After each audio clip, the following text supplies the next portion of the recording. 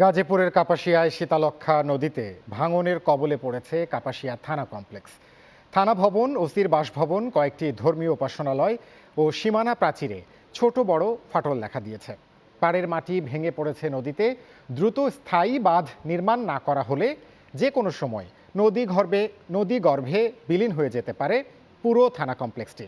গাজীপুর থেকে আরিফ খান আবিরের প্রতিবেদন।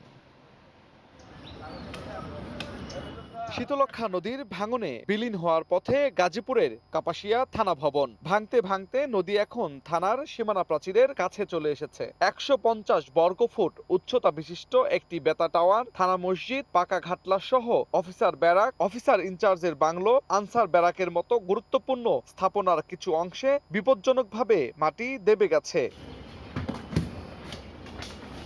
প্রতি বছর বর্ষা মৌসুমে শীতলক্ষ্যা নদীর ভাঙন দেখা দিলেও এবার পরিস্থিতি আগের যে কোনো সময়ের চেয়ে ভয়াবহ। প্রতিদিন নদীর তীরে নতুন নতুন ফাটল সৃষ্টি হচ্ছে, ফলে আতঙ্কে দিন কাটাচ্ছেন আশপাশের মানুষ। সরকারের কাছে আকুল আবেদন যাতে অতি তাড়াতাড়ি দ্রুত সম্ভব এটা সংস্কার কাজ করা হয়, বেড়িবাঁধ দিলে যেমন একটু ভালো হয়। পরিস্থিতি বেগতিক দেখে কাপাসিয়া থানা কর্তৃপক্ষ ইতিমধ্যে পানি উন্নয়ন বোর্ডের কর্মকর্তাদের কাছে স্থায়ী প্রতিকার চেয়ে আবেদন জানিয়েছে। থানার এলাকা রয়েছে, এই এলাকা সহ ওই যে পার্শ্ববর্তী যে প্রতিবেশীদের ঘর রয়েছে, এই জায়গাটুকু অত্যন্ত ঝুঁকির মধ্যে রয়েছে।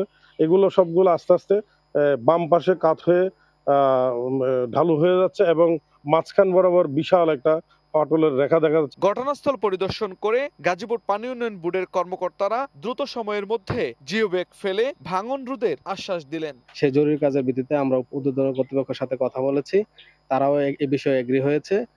আমরা ইতিমধ্যেই খুবই সম্প্রতি সময়ের মধ্যে আমরা এই কাজগুলো শুরু করব, যেটা জিওব্যাগ এবং বল্লা দিয়ে এই ভাঙনগুলা প্রতিরোধ করার জন্য। গুরুত্বপূর্ণ সরকারি স্থাপনা নদীগর্ভে বিলীন হলে আইন শৃঙ্খলা কার্যক্রমও মারাত্মকভাবে ব্যাহত হতে পারে। তাই জনস্বার্থে দ্রুত পদক্ষেপ নেওয়ার দাবি সংশ্লিষ্টদের। আরিফ খান আবির, চ্যানেল 9, গাজীপুর।